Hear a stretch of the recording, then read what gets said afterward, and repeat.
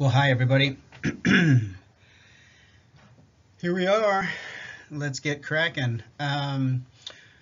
We are talking today about markets and public goods.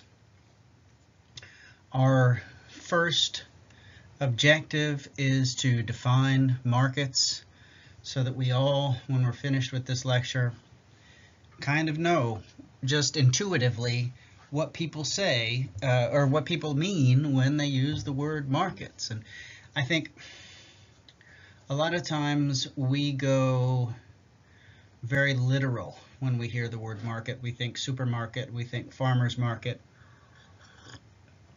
But in the context of talking about macroeconomics and talking about development and macro sociology, we're talking about a market that doesn't exist in one particular place. We're talking about something that's a little bit more abstract.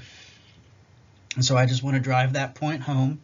And then I want to talk a little bit about what we call public goods.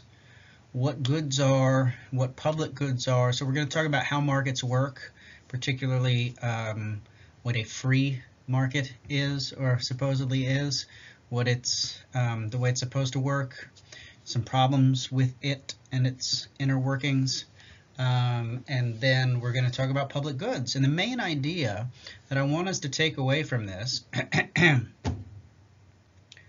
main idea that I want us to take away from this is the following, bold. Markets don't provide all the things that we need. In fact, many of the things that we most need as a society to develop, to be sustainable, to be vibrant, to be happy, markets don't provide us with those. Those are public goods, and they can only be provided through the public, or at least they can more effectively be provided through the public. That's the main lesson. That's the take-home bullet point. Ooh, that was a cool sound. Let me try to do that again. That's the main punch in the hand of today. Okay, so what is a market? You may have heard the term market, you may have heard the term free market. And basically, at its core, this is the idea that private individuals making, buying, and selling things, it's a natural human function. We are born into a state of nature genetically predisposed to buy and sell things to one another as individuals. And that when that happens, it works on behalf of everybody. It produces the greatest good for the greatest number of people in society. Now, I'm going to tell you a secret, which is my personal analysis. I'm not going to say it's my opinion, because it is more than an opinion, because it is based on data and analysis and logic. It's bullshit. The free market is bullshit. That's my analysis. Okay, don't tell anybody. Just kidding, you can tell anybody you want. It's bullshit. But it's important to understand, because it's really, I am probably in the minority, at least in terms of talking heads in public discourse, in saying that it's bullshit. So we got to understand what the hell it is.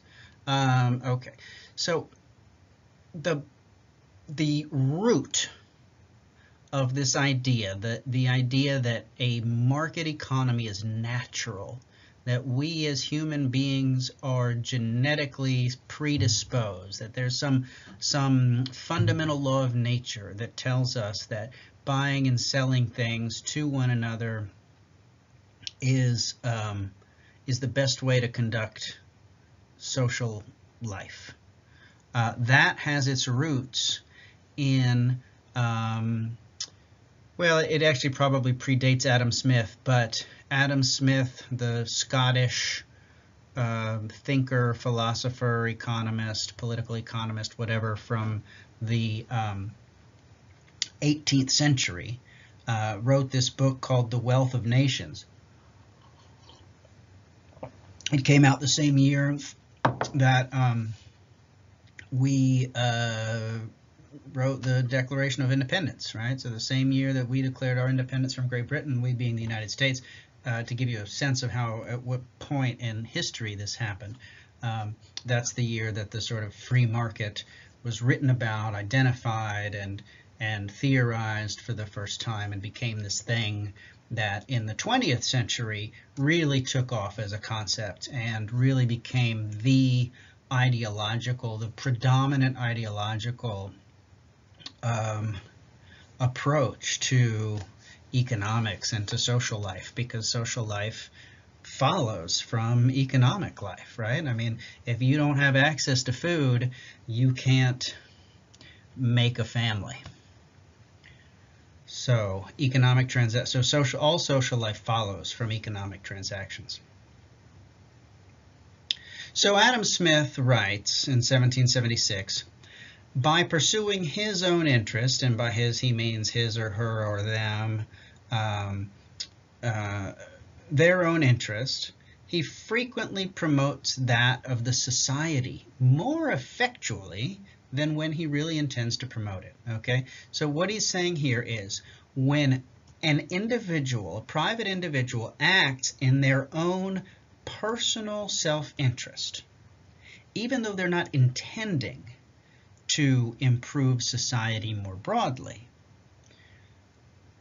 they end up improving society more broadly by acting in their personal self-interest than if they were rejecting their personal self-interest and affirmatively trying to act on behalf of society. Okay, so the other ideological piece here that underpins this set of ideas is the idea of rational choice.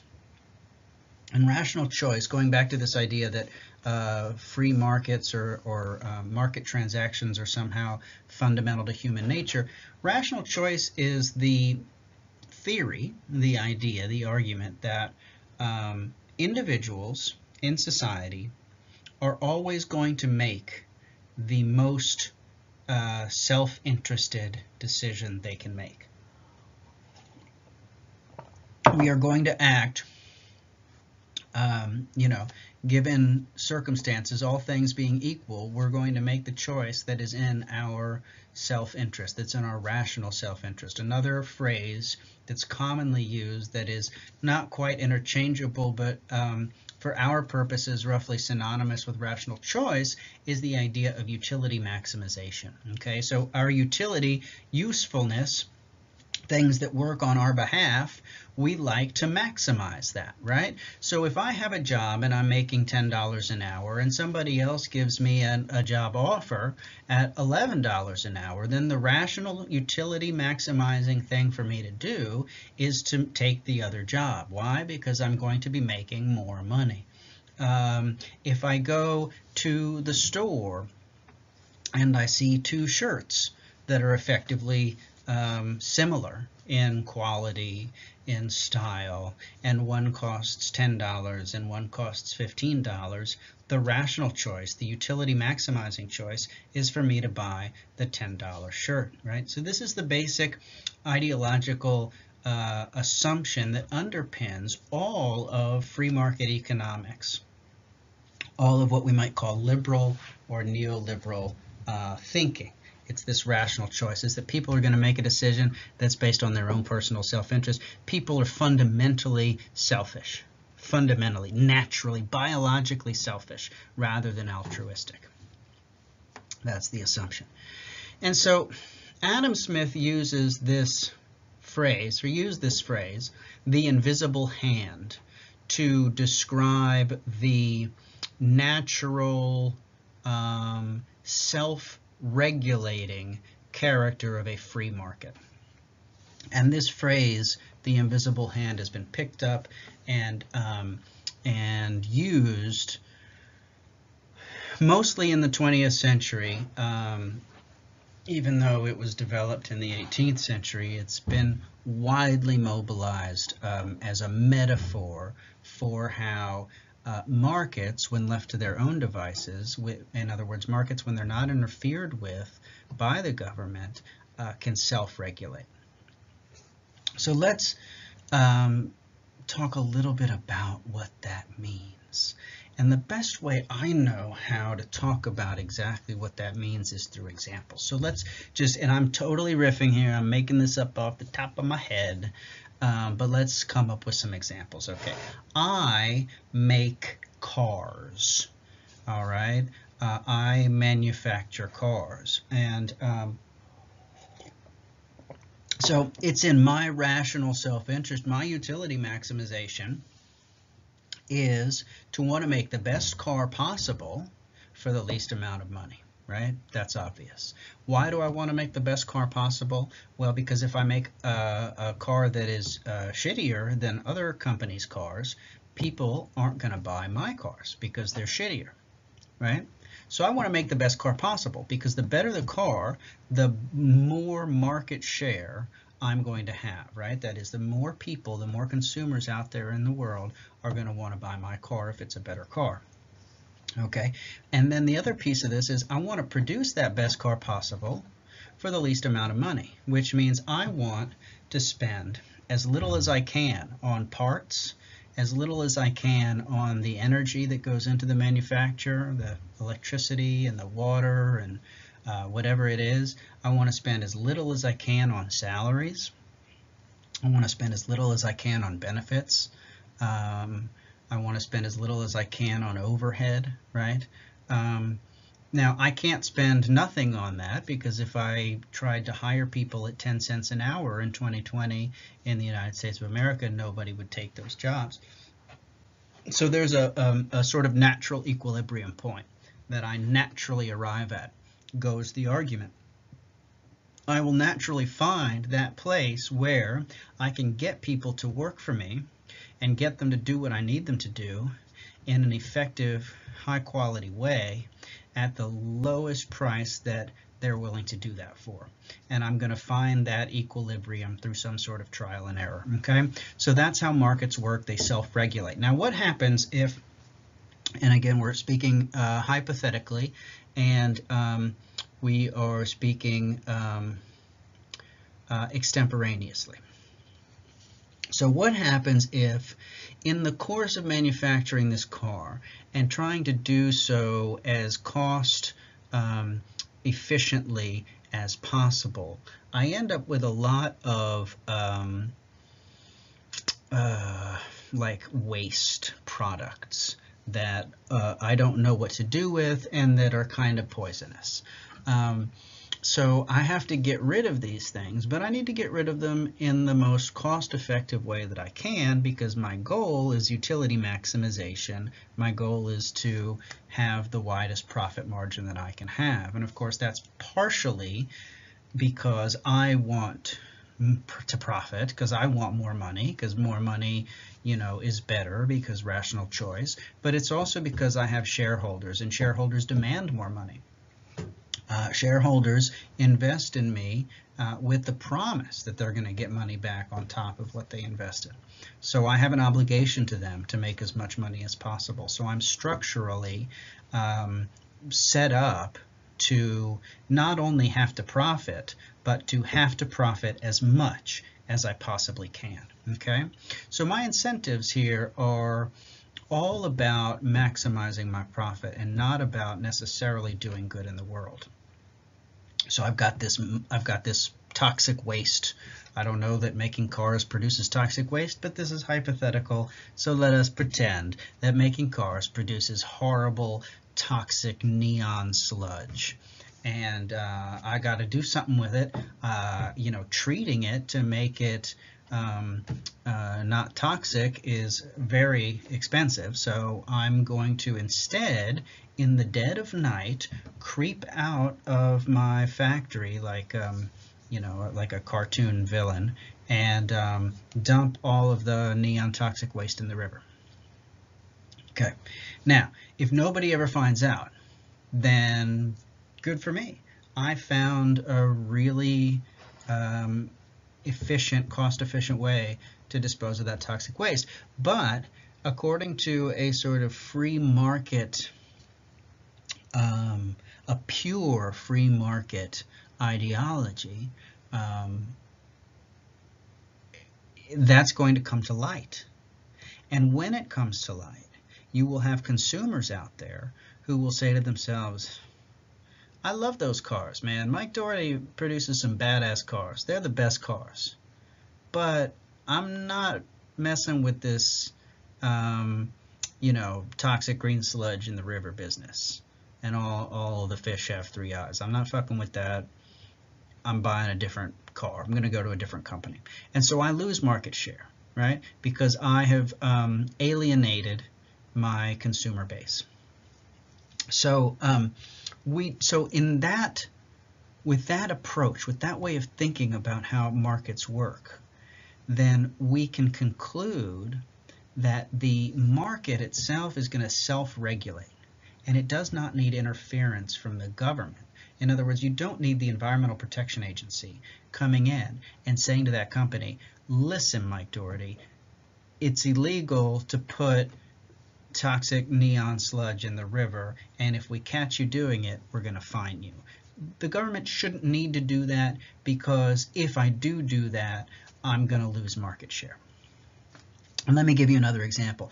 I no longer make cars. Now I make hot dogs, because Memorial Day is coming up and hot dogs are disgusting, but they're delicious. Who doesn't love a hot dog? You know what I mean? I like to saute some onions, you know what I'm saying? Little brown mustard, whole brown mustard. I like to you know, sprinkle on the sauerkraut. Who doesn't love a hot dog? Okay, so I'm making hot dogs. I got a little carried away with the sauerkraut, but if you don't put sauerkraut on your hot dogs, though, I'm serious. Work on that. Here's my plan for you, all of you right now listening to this. Go to the store, the supermarket, wear your mask, motherfuckers, and buy some sauerkraut, and buy some caraway seeds, and buy some brown sugar. Go home. Put the sauerkraut with a tablespoon and a half of brown sugar and 2 tablespoons of caraway seeds. Put that on the stove. Let that simmer at a super low temperature for a good 30 minutes. Put that shit on your hot dog. You are welcome. You're welcome. You're welcome. Okay, so I'm making hot dogs. And the thing is, I need to make hot dogs as cost effectively as possible.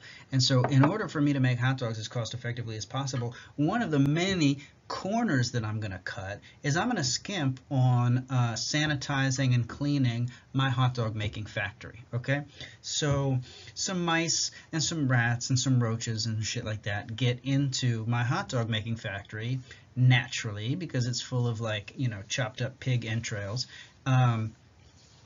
And they get into the, you know, the process or whatever, and there's some, you know, waste matter, some feces and some cockroach bits that get kind of chopped up and ground up and into my hot dogs, and some people eat them and they get sick.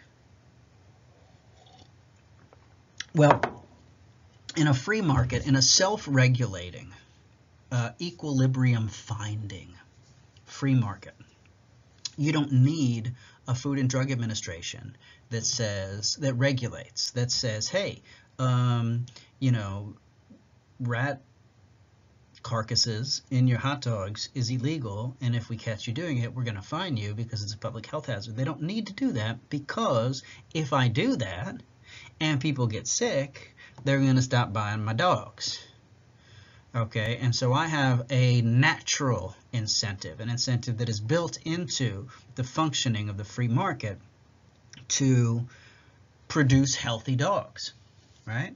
I have a natural incentive built into the functioning of the free market to pay the people that work for me a decent wage, because at the end of the day, they're going to go home and buy hot dogs, or they're going to go home and buy cars. And if I'm paying them pennies on the dollar, they're not going to buy enough hot dogs, right?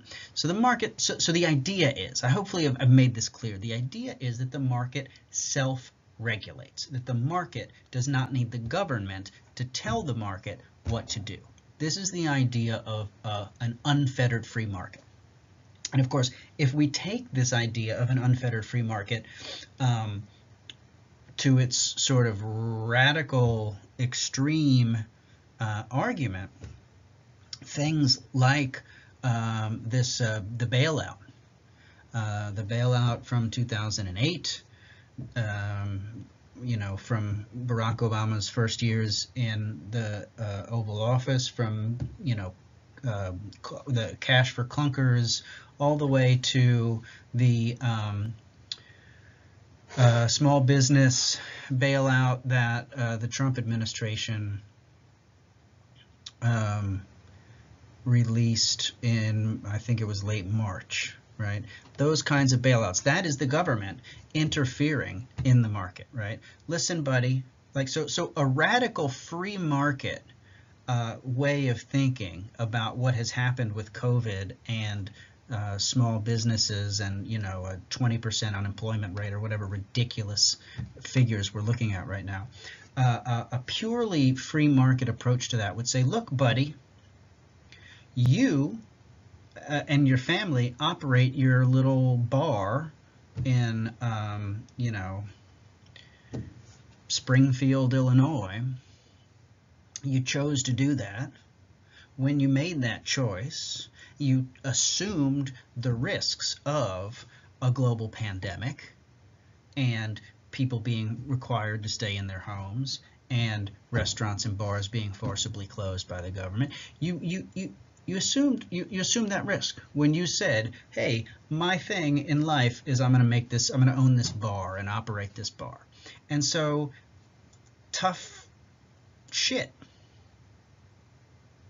Now you can't operate your bar. Deal. I hope you saved, right? That would be the radical free market approach. And so what the Trump administration has done is to bail out those people, or at least to attempt to bail out those people. I don't think they've done it particularly effectively, but the attempt has been, hey, when you built your bar and built your family restaurant and staked your livelihood on that, you couldn't have possibly known that there was going to be a global pandemic. So I'm here to protect you. So here is a loan, here is a cash transfer, here is some money for you to pay your employees to get everybody over the hump until we can all get back to work, right? So that is interfering with the free market. I wish you were sitting here so I could say, does that make sense? Because I think it does, but I'm teaching it, so of course it makes sense to me. I'm going to move on to the next slide. Bam. Okay.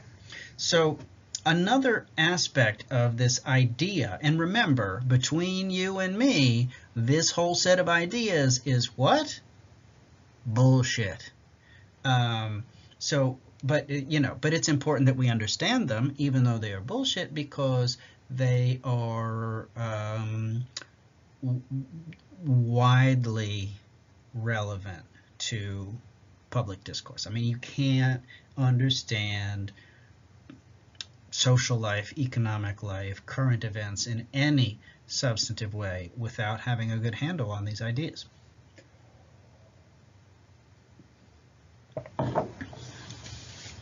Okay, so another way that this free market, this self-regulating, naturally self-managing market functions is by setting prices for things. Okay, so in a free, unfettered, uninterfered with free market, I said free like a bunch of times, but you know what I'm saying. Things, items, goods, commodities are going to naturally fall to a specific price, essentially based on their abundance or their scarcity. Okay, So this is easiest to get your head around if we're talking about something like natural resources, okay? So let's talk about petroleum. So petroleum, the stuff we use to make gasoline, the stuff that makes our whole late industrial, global economy go, petroleum, we pull it out of the ground. Sometimes we discover a whole bunch that we didn't know was there, and we pull it out of the ground. And when we do that, now all of a sudden we have way more petroleum in the world. Okay? When we have way more of something in the world, the price of that thing drops, right? That's because the demand for that thing also drops. So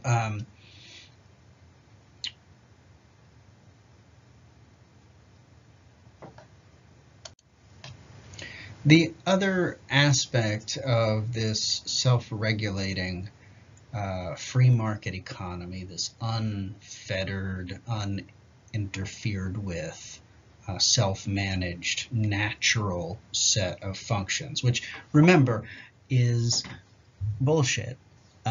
Between you and me, it's bullshit, but it's important bullshit to know and understand. It's important to understand, and it's important to know why it's bullshit.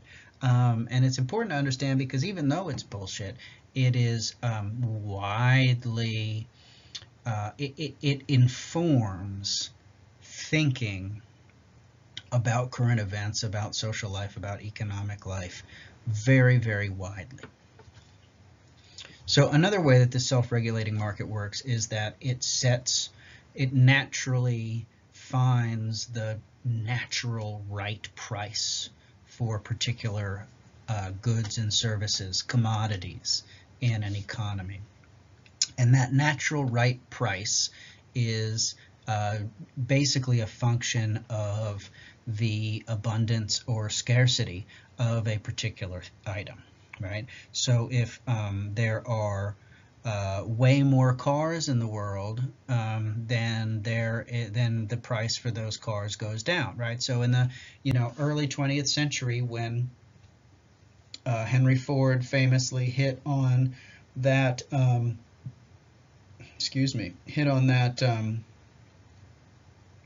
assembly line approach to automobile production, and that innovation allowed him to produce automobiles much more efficiently and much more cost effectively, then all of a sudden we had a lot more cars. And what happened when we had a lot more cars? Well, they became less expensive, and cars over the 20th century went from being a luxury item to being something that every family owned.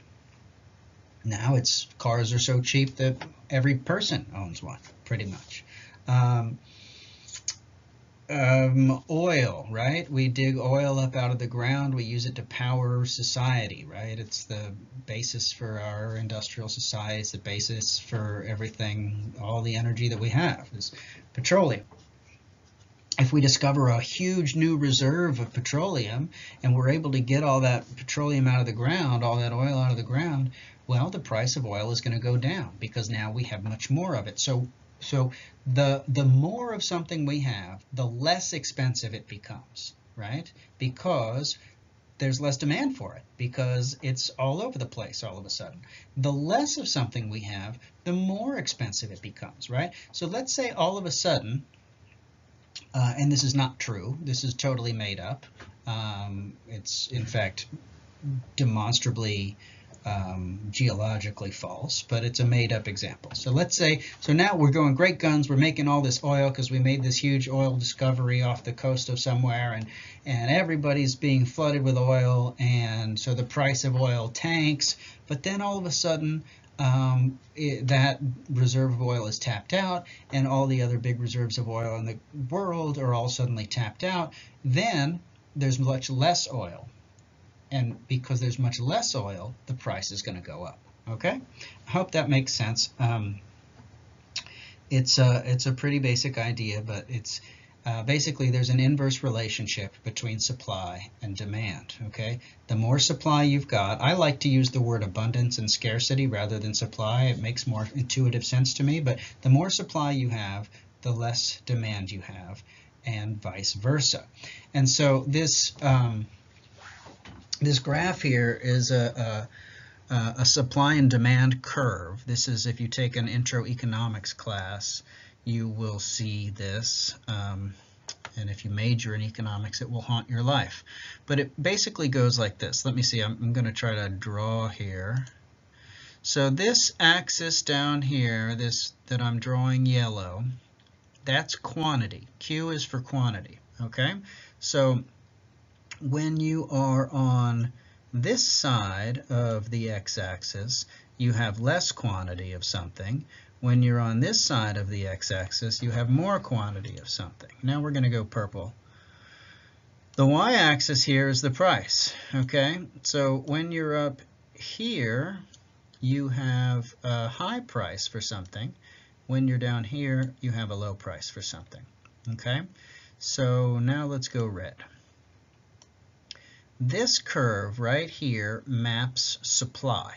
Okay, so here supply of something is increasing.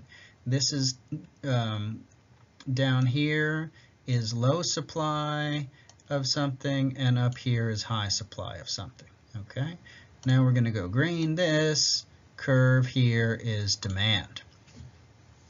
Okay, so this is high, and this is low. And so if you've got, so anyway, the idea is that we're going to hit some sort of equilibrium here between the quantity and the price, or the between the quantity and between the supply and the demand. And when the supply and the demand hits that equilibrium, that's going to determine the price of a particular commodity. Okay. Now, this is this is another part of the larger idea that markets are self-regulating, right? It's the idea that, like, individual consumers and private producers left to their own devices, they're just going to figure out naturally how much something should cost based on how much people want it and how much of it there is. And that we don't need government interference to shape these outcomes. These outcomes will self-determine. All right, so let's start talking a little bit about why these ideas, although they are compelling, I admit they are sexy ideas. They make a lot of intuitive sense, which is part of the reason why lots of people like them.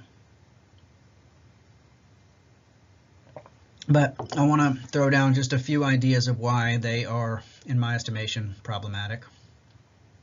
First of all, competition, as you might recognize, if it is left unmanaged by some outside force, by some visible hand rather than the invisible hand, unless you manage that competition, competition is eventually going to lead to monopoly, which is the opposite of competition. Okay, so Sally makes soap dispensers, and Joey makes soap dispensers, and Juanita makes soap dispensers. And they're three big, important soap dispenser making companies. And eventually, Juanita's company innovates this really, really great way to make soap dispensers, and is able to make twice as many at half the price with much heavier duty plastic, and the little spring mechanism is really resistant, and they're just incredible soap dispensers. I mean, they dispense soap like nobody's business. And so eventually, I don't remember the names of the other people that I just made up, but Joey, I think Joey was one of them. Oh, I think it was DA. Anyway, so Juanita eventually ends up with such a big market share because her soap dispensers are so good that Joey's company goes out of business. And so now it's just Sally and Juanita competing against one another. And Sally is relentless and talented, but Juanita's soap dispensers are just too good. And so eventually Sally loses out, goes bankrupt, and closes up shop as well. And so now you're left with just one soap dispenser, and that soap dispenser now has a monopoly. And so Juanita can literally charge whatever the hell she wants. So you need a visible hand to come in and where's the camera here? To come in and pull the strings to a certain extent, because that invisible hand left to its own devices is going to compete everybody else out of business and end up with a monopoly. The other part of the problem, which I alluded to here, is that people are workers and consumers, right? I'm a human being. I'm a whole human being. I'm not just a drone that punches a clock. I'm also a drone that goes to Walmart and buys underwear. And so you have to pay me when I'm punching that clock. I don't think anybody actually punches a clock anymore, but they used to. I did once upon a time. But you got to pay me enough for the clock punching so that I can buy underwear at Walmart. And so workers or managers, owners of capital, forget often that the people that work for them are the same people that buy their shit. And so you've got to be able to pay people a wage that enables them to buy their shit. And that works against the principle of profit maximization, right? So this is a little contradiction kind of built into the system there. Another contradiction built into the system, I was bringing this towards me because I was going to drink water, but I forgot that that's what my hand was doing, and I saw this come into the frame and it scared me. Like that.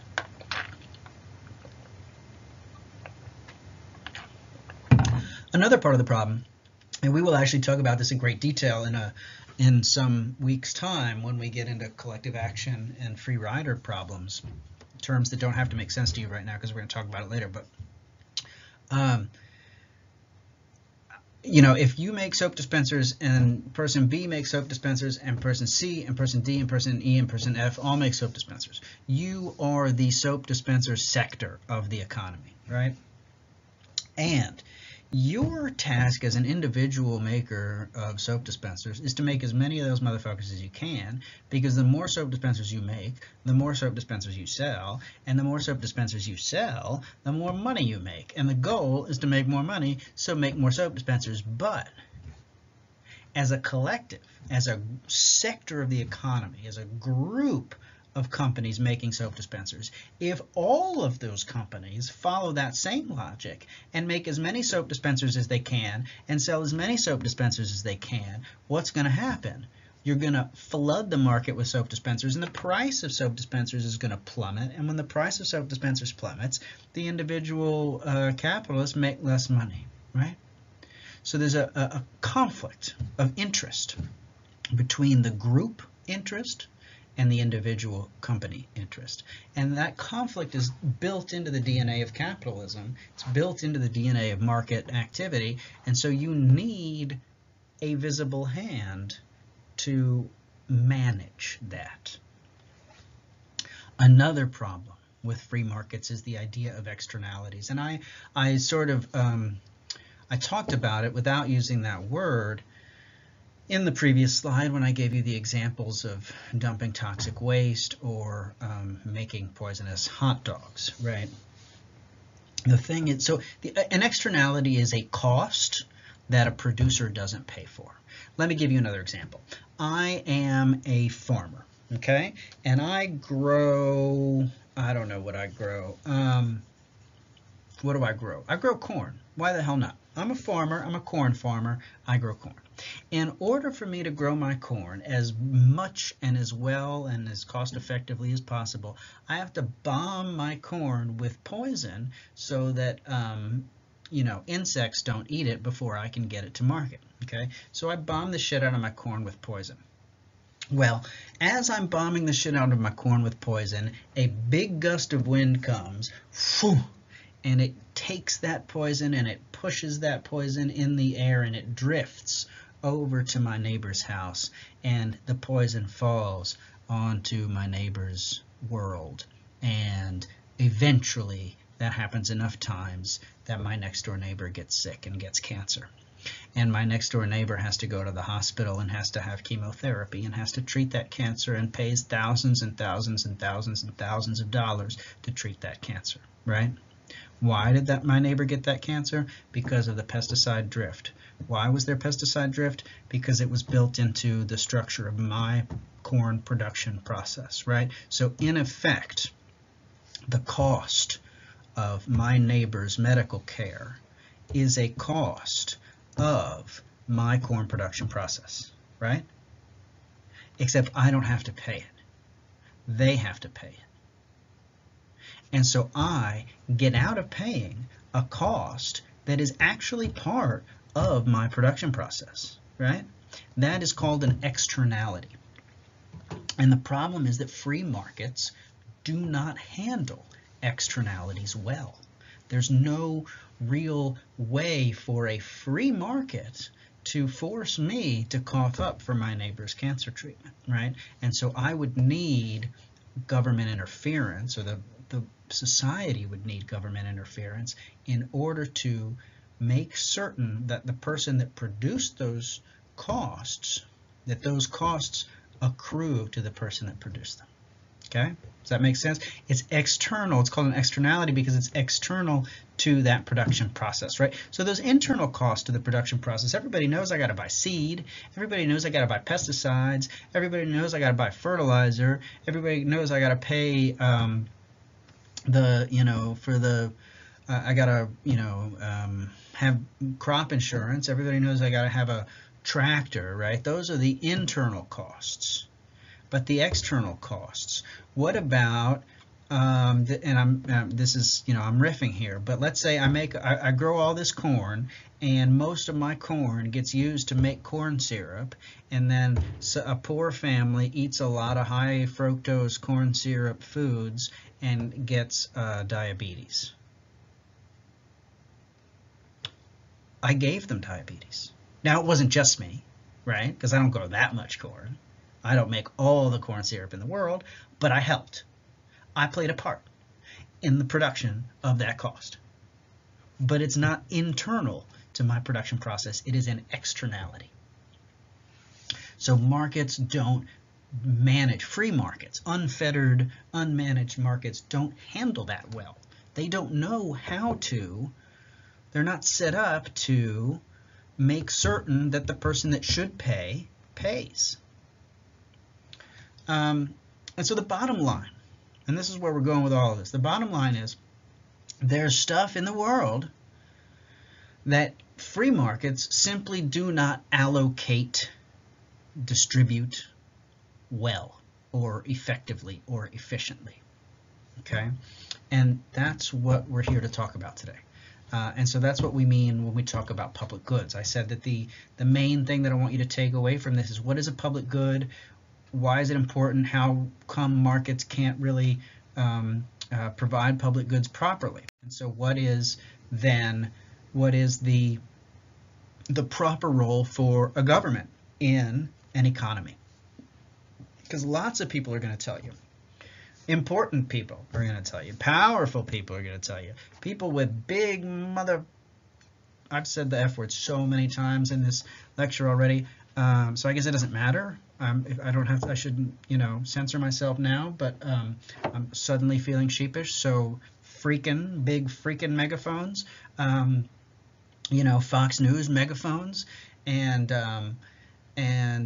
people that we hear a lot of, and that are going to tell you with a straight face that the less government interference, even the verb interfere is the wrong verb, management of the market, the better. But in fact, I would suggest to you that that is erroneous. So, what are public goods? Okay. The government needs income, right? It needs money. It gets that money principally through the tax mechanism, through taxing the citizens, okay? It needs fiscal income, and it uses that fiscal income to provide public goods or public investments. Public goods are goods that a free market cannot provide well or enough of, or it can't provide them properly, or it's a public good is something that everybody should have access to, and free markets are designed to deny access, right? Free markets put prices on things, period. Free markets put prices on things. And by the very fact of putting prices on things, what that does is it denies access, right? So there are some things that as a human being who is not a murderous sociopath, you believe everybody must have access to. Water, maybe, air, education. So we're getting ahead of ourselves. But anyway, this is the idea of public goods. Public goods are things that free markets, unfettered markets, can't effectively provide. Another way we can think about this is that public goods are things that it doesn't make sense to buy and sell. Okay, so what free markets do is they commodify everything. They turn everything into a commodity, into something that can be bought and sold. Some things out there can't be bought and sold, right? A beautiful mountain vista, snow-capped mountain, sunshine, river flowing down the valley, right? There's no way that you can, I suppose you could rope off the actual thing, but anybody can look at it, right? Anybody can appreciate its beauty. Sunshine, let's be more simple. Sunshine, shining down on your face, making you feel warm, making you feel invigorated, right? You can't deny that to people. There's no way to prevent somebody from feeling that. And so there's no way to commodify that. Okay, so different types of public goods. So we've got merit goods. Merit goods are kind of what I was just talking about. These are goods that morally we should not keep people from accessing. And I'll give you some examples of merit goods in a couple of slides.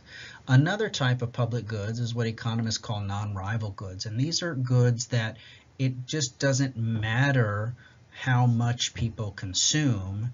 It's not a zero-sum phenomenon, right? So if we're talking about cars, there is a fixed number of cars in the world. We can manufacture more, but there's always going to be a finite number. There is not infinity cars. And so if one person, Jay Leno, owns 7,500 cars, then that's denying access to cars to other people, right? So there's a zero-sum phenomenon. You have a situation in which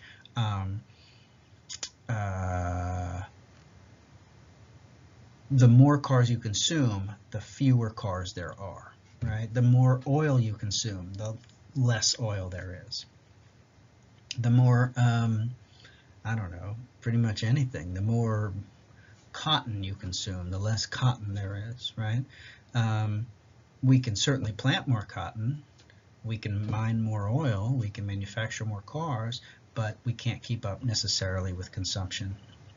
So non-rival goods are things that are infinite, not zero-sum. And so consuming it does not prevent you from consuming it, right? So air. The more air I breathe, it doesn't take any air away from you, right? We're not going to run out of air on planet Earth. Similarly, non-excludable goods, another type of public good, these are things that you just can't keep people from using, right? So like semi-excludable is like a road, right? If anybody that wants to can drive down a road. Now you could put up a toll booth or something like that, I suppose, or a barrier. But for the most part, if you own a car, you can drive down a road. You can go to a park right? My going to a park doesn't keep you from going to the park. A fireworks display, right? Anybody can watch it. Some of you might have to be farther away than other people. Some of you might have an obstructive view, but anybody can watch it, right? So it's a non-excludable good. My consumption of that view, my consumption of that fireworks display doesn't keep you from being able to consume it, okay? So these are different types of public goods. Public goods are goods that free markets cannot effectively provide.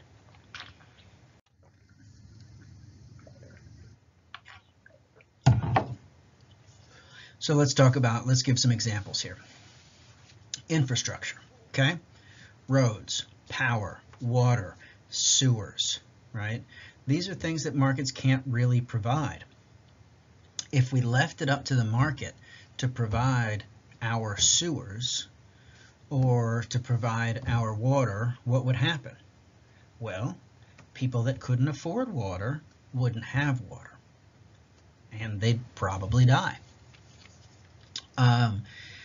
We would have a situation in which the wealthier people with more political capital, more access, more influence, would have access to better water and more of it.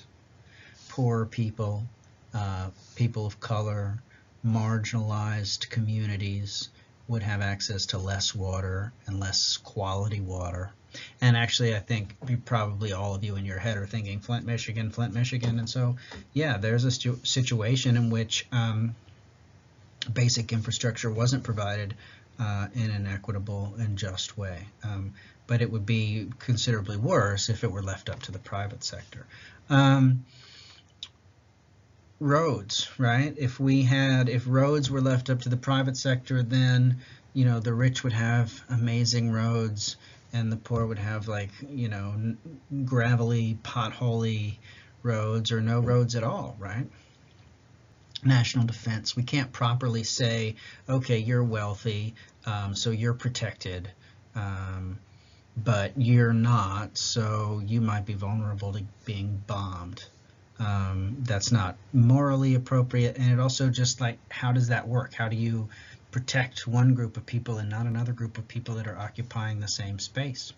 The rule of law, environmental protections, these are public goods. We can't leave environmental protections up to the private sector because the private sector is profit-oriented. The private sector can't manage externalities. The private sector can't assess costs to the producers of those costs. Scientific research, okay? Scientific research has to be for the public good. It can't be just for private innovation, right? If all scientific research were for private innovation, if all scientific research were controlled by the free market, we wouldn't ever develop cures for diseases that only strike in sub-Saharan Africa, for example, right? We would only be concerned about diseases of affluence. So there's a moral commitment to scientific research being acting in the public interest, right? And of course, and this is where this becomes explicitly COVID-19 related, infectious disease control. So what is underlying the whole basic rationale of me going into detail about how free markets work and how price mechanisms work and what public goods are and what the problems with free markets are? All of this is to say that infectious disease control and public health are public goods. And in the United States, we have privatized to a large extent those two things.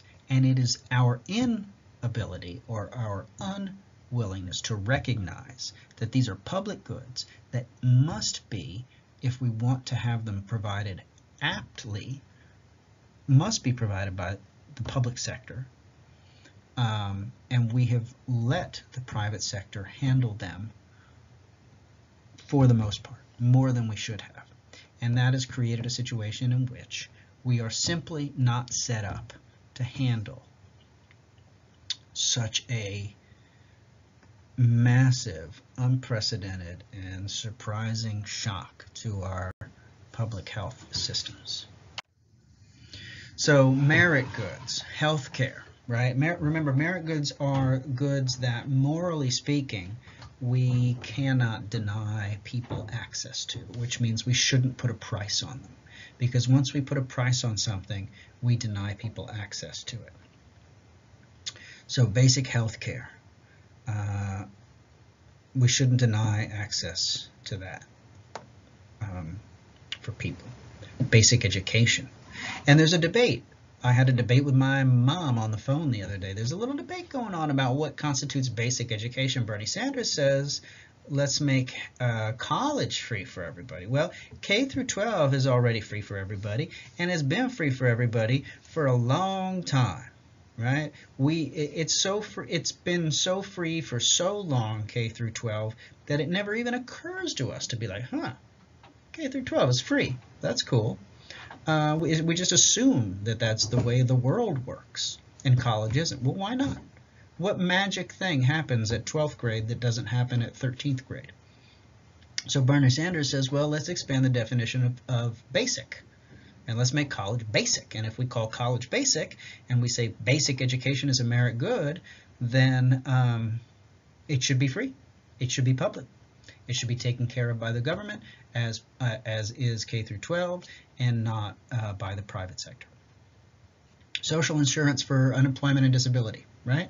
If you get maimed at work, if you get run over by a car, you shouldn't be put on the street.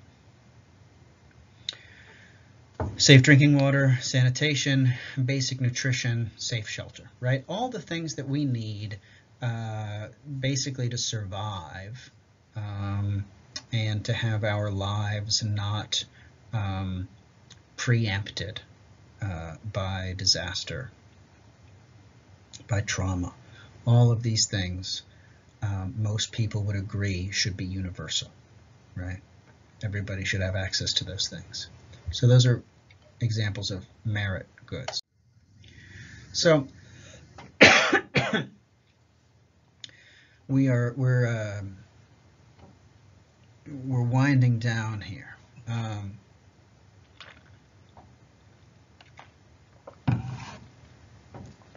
The provision of public goods is not just important morally, although it is. You shouldn't, if you are if you're a kid in a poor family, you shouldn't have to not be able to go to school.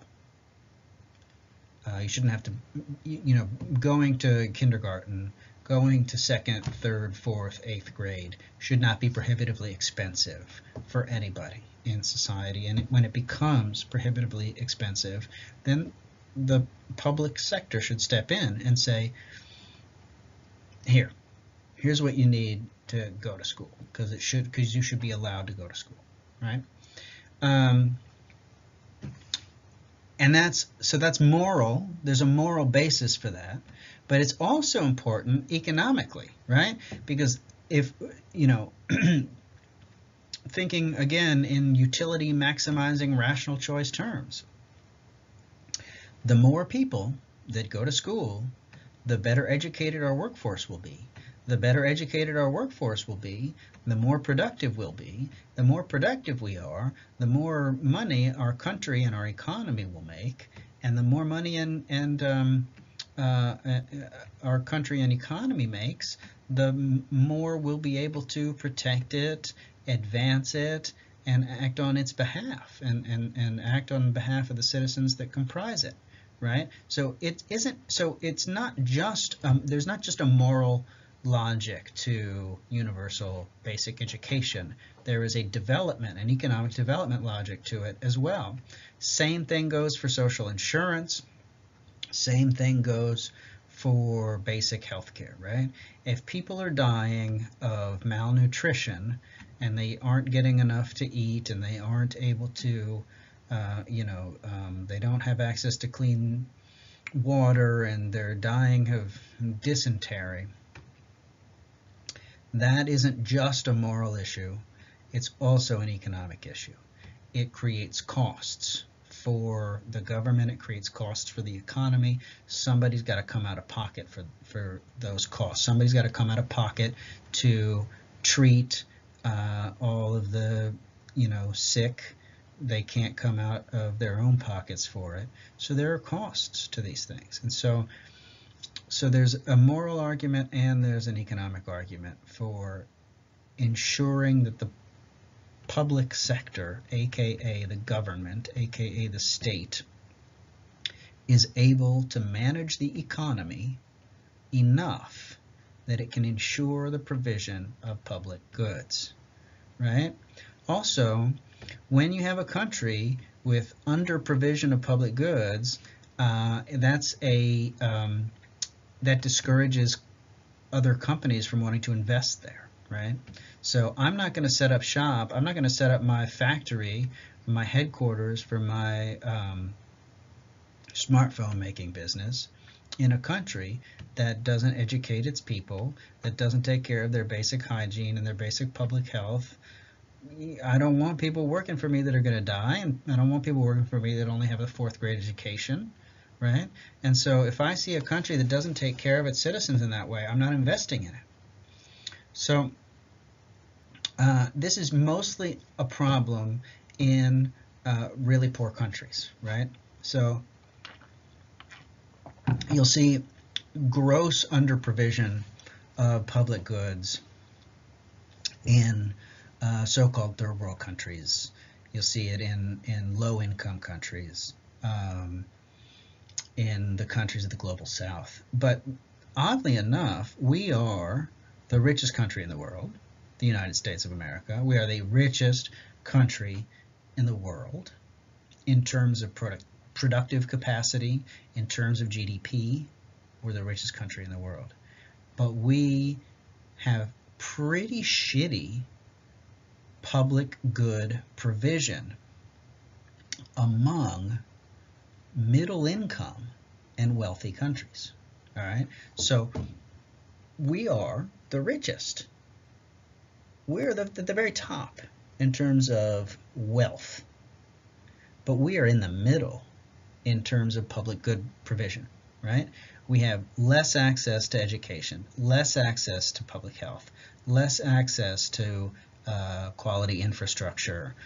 We have shittier roads and shittier bridges and shittier sewers, no pun intended, than many middle-income countries.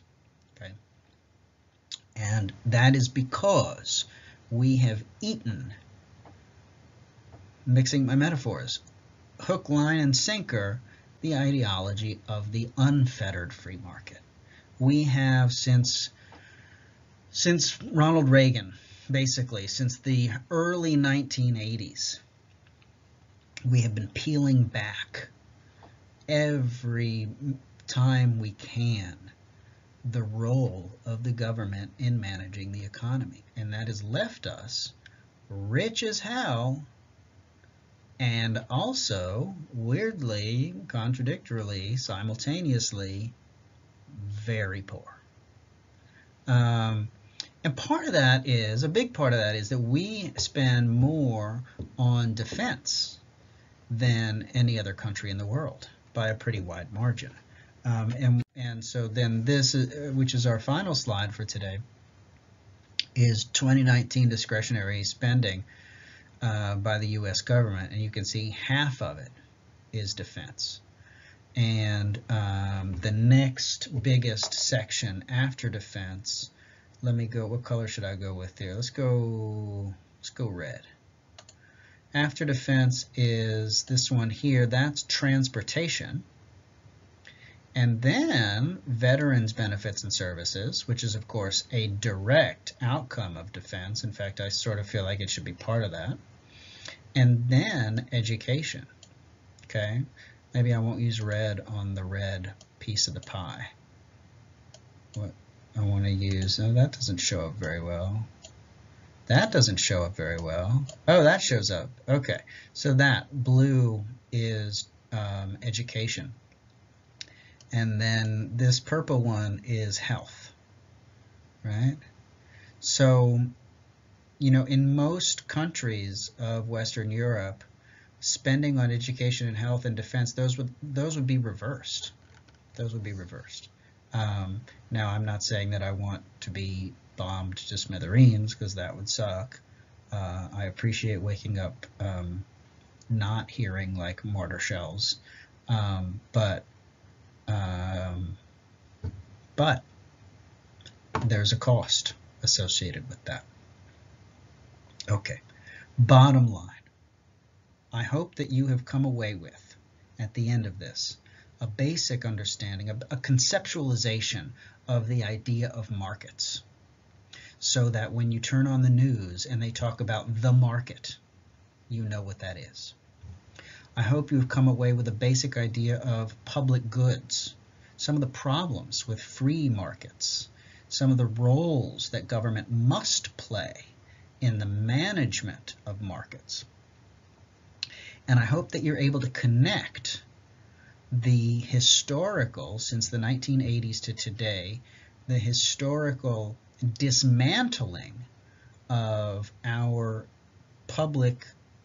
provision of public goods in the United States. I hope you're able to connect that with the unique level of vulnerability of the United States to this pandemic. There is a reason why the United States has more cases per capita, I don't know if we have more deaths per capita. We might not, but we definitely have more cases per capita than any other country in the world, and we're the richest fucking country in the world.